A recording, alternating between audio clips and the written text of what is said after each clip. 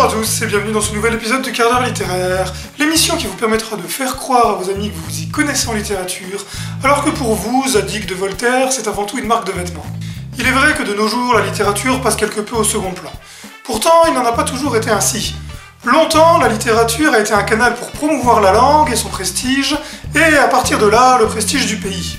Certains auteurs se sont même donné pour mission de mettre en avant ce prestige, parmi lesquels ceux qui se sont regroupés sous le nom de Pléiades. Genre, ils se sont réunis autour d'une table, puis ils se sont dit « Tiens, si on écrivait des bouquins pour dire que la langue française c'est trop classe ?»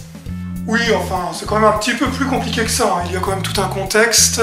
Et c'est reparti pour un cours d'histoire. Oui, car il y a toute une période à bien définir, c'est celle de la Renaissance. Car même si c'est une période d'explosion culturelle, la Renaissance est également un temps de guerre. Les guerres de religion, que nous avions déjà évoquées dans le premier épisode, mais c'est aussi le temps des guerres d'Italie. Sans entrer dans les détails, le royaume de France a des prétentions sur certaines provinces italiennes, et cherche à faire valoir ses droits depuis 1494. Quand il arrive sur le trône en 1515, François Ier continue la politique étrangère de ses prédécesseurs, et commence d'ailleurs son règne avec une des victoires les plus célèbres, celle de Marignan. Non seulement cette victoire qui met fin à la 5e guerre d'Italie permet au roi François Ier d'obtenir un certain prestige et d'exercer une forme de pouvoir sur l'Église, ainsi que de signer une paix censée être perpétuelle. Bon, en réalité, 10 ans plus tard, les combats reprennent et dureront jusque 1559. Les conséquences se voient également sur le plan culturel. En effet, de nombreux artistes, tels que Léonard de Vinci, vont venir en France. D'une manière générale, ce sont donc les guerres d'Italie qui font entrer la France dans la Renaissance proprement dite, alors que l'Italie la connaît depuis près de 2 siècles. Ce qui ne veut évidemment pas dire qu'il y a une rupture complète avec la période précédente, c'est bien entendu une évolution progressive. Quoi qu'il en soit, ce contact avec l'Italie va transformer la culture du pays. Ainsi, l'architecture va connaître quelques évolutions, comme le montrent les châteaux de la Loire, de même que les autres arts, comme le montreront les tableaux de Léonard de Vinci. En littérature, en revanche, l'influence de la Renaissance italienne est assez timide, mais à partir de la deuxième moitié du XVIe siècle, les choses vont commencer à changer. La Renaissance a permis une redécouverte d'un certain nombre d'auteurs et de textes antiques autres que ceux déjà connus au Moyen-Âge, comme pouvait l'être Virgile. Et cela a eu en particulier des conséquences sur le contenu des études et de l'enseignement. En effet, la mentalité humaniste qui découle de la Renaissance laisse une grande part à l'étude de ces textes antiques. Et entre la fin des années 1540 et le début des années 1550, de jeunes hommes qui ont d'abord étudié dans leur ville de province puis qui sont montés sur Paris ont cherché à mettre en application dans leurs propres écrits ce qu'ils avaient appris. Le premier d'entre eux est Joachim du Bellay. Ce jeune homme, issu d'une famille de la haute noblesse française, fait ses études à Poitiers et il y rencontre en 1547 Pierre de Ronsard, de 2 ans son cadet. Ce dernier, avec son ami Jean-Antoine de Baïf, décide de se rendre à Paris pour suivre les cours de Jean Dorat. Du Bellay suit donc son nouvel ami au collège de Coqueret, où il rencontre également Rémi Bello. Franchement, on s'en fiche un peu de là où ils ont étudié. Et non, on ne s'en fiche pas, car c'est à partir de ce qu'ils ont reçu comme enseignement dans cet établissement qu'ils vont mettre au point leurs idées. Idées qui consistent surtout en une réflexion de la langue française qui, selon eux, est imparfaite, et une révolution dans la littérature en remettant au goût du jour ce qui vient de l'Antiquité. Attends.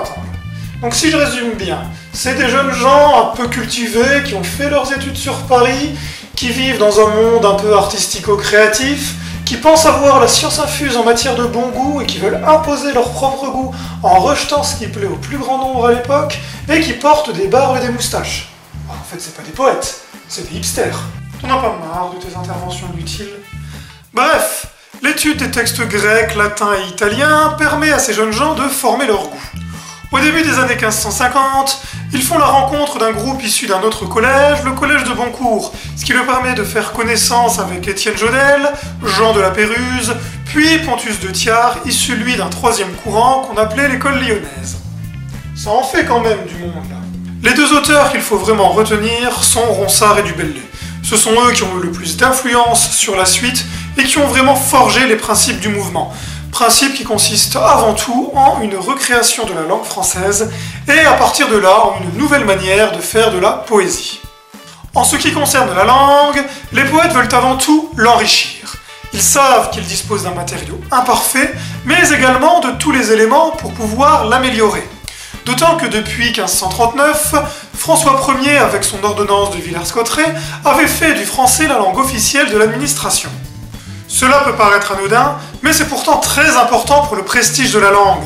Le français remplace en effet le latin et acquiert ainsi le même statut que d'autres langues modernes comme le toscan. Pour permettre l'enrichissement du vocabulaire, les poètes de la Pléiade vont promouvoir un certain nombre de techniques dont certaines étaient déjà en usage depuis un certain temps. Depuis plusieurs siècles, le français emprunte des mots à d'autres langues et en particulier au latin, créant ainsi des doublés. En effet, le mot rationem avait donné par formation populaire le mot raison, mais le réemprunt de ce mot a permis de créer le mot ration. De même, le mot redemptionem avait donné par formation populaire rançon, mais l'emprunt au latin redemptionem a permis de recréer le mot rédemption. Ce phénomène, au XVIe siècle, dans l'esprit humaniste, se fait d'autant plus pressant, avec l'aide active de poètes comme Ronsard ou du Bellay. Ainsi, des termes comme exceller ou inversion sont des emprunts directs du XVIe siècle au latin, permettant l'enrichissement de la langue. Toutefois, Ronsard, du Bellay et bien d'autres condamnent les abus dans les emprunts au latin parfois excessifs. Abus qui sont par exemple ridiculisés chez Rabelais, avec l'épisode de l'écolier limousin que l'on trouve dans Pantagruel. Les emprunts peuvent également se faire à partir de langues étrangères, et au XVIe siècle, c'est surtout de l'italien que l'on tire des mots. Ainsi, des termes tels que récolte, riposte ou encore favori viennent directement de cette langue.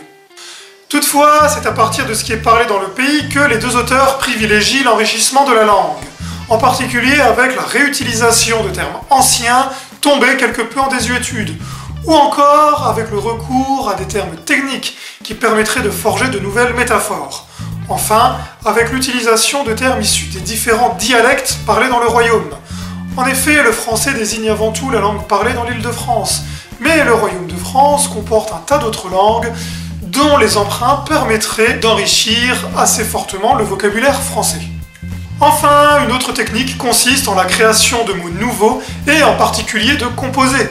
Ainsi, des termes comme aigre-doux, que l'on trouve chez Marot ou du Bellay lui-même, sont des créations directes du XVIe siècle.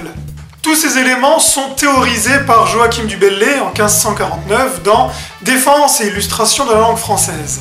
Mais cette œuvre incite également à un enrichissement dans le style d'écriture, et donc à une nouvelle manière de faire de la poésie. Il y a donc un côté revendicatif et combatif dans la démarche de ces poètes, et cela se voit dans le nom qu'ils se donnent.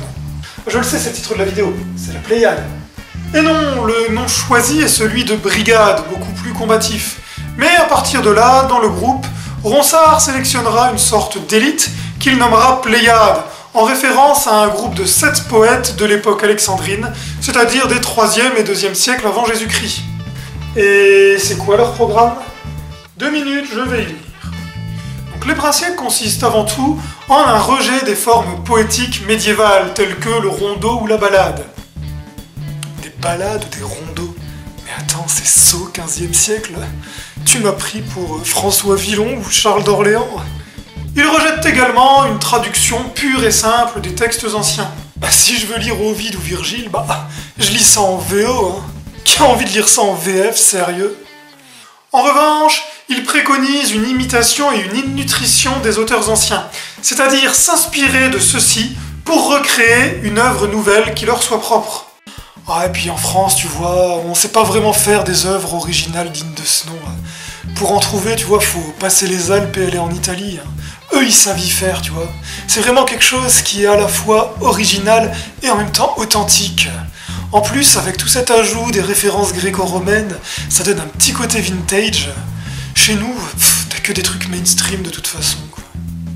Cela implique une nouvelle vision du poète. Celui-ci doit en effet mêler deux qualités qui sont souvent opposées dans les débats sur l'art, à savoir le travail ou le talent et l'inspiration pure. Les poètes de la Pléiade mettent en avant la nécessité d'un travail poussé, aussi bien sur le fond que sur la forme. Ainsi, ils préconisent l'utilisation de rimes riches, ainsi que l'alternance entre rimes masculines et féminines. Enfin, la strophe de son côté doit former un tout harmonieux. Dans le même temps, le poète doit recevoir l'inspiration divine, il doit avoir la divinité en lui, et c'est stricto sensu ce que signifie le mot enthousiasme.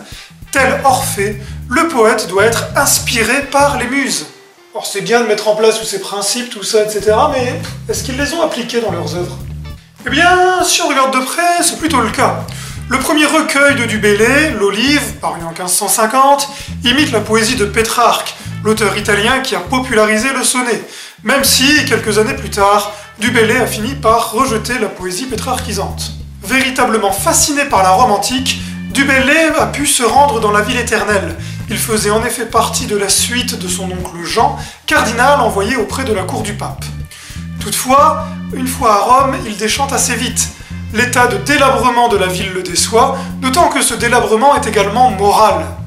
Du Bellay est en effet le témoin direct des intrigues de cour, et il voit l'argent et la débauche l'emporter sur l'idéal culturel auquel il croyait. De plus, il s'ennuie profondément. Il relate cette déception dans 2 recueils, Les Regrets et Les Antiquités de Rome, et là encore, il respecte ses principes. En effet, ses poèmes ont une dimension satirique et s'inspirent quelque peu de ce que faisaient les poètes latins Horace et Juvénal. De même, la thématique du poète exilé reprend ce que faisait déjà le poète latin Ovide dans Les Tristes et Les Pontiques.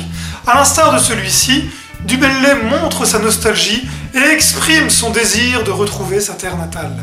Les œuvres de Ronsard montrent également un respect de ses principes.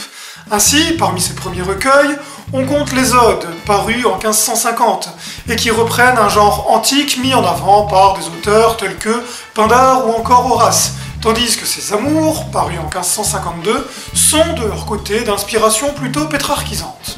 Ces succès permettent à Ronsard d'acquérir le surnom de prince des poètes, tandis que sa proximité avec les souverains Henri II puis Charles IX font de lui le poète des princes.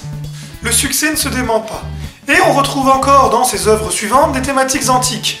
Ainsi, dans les Sonnets pour Hélène, recueil qu'il écrit vers la fin de sa vie, on retrouve des références au Carpe Diem, tirées de la philosophie antique de l'épicurisme.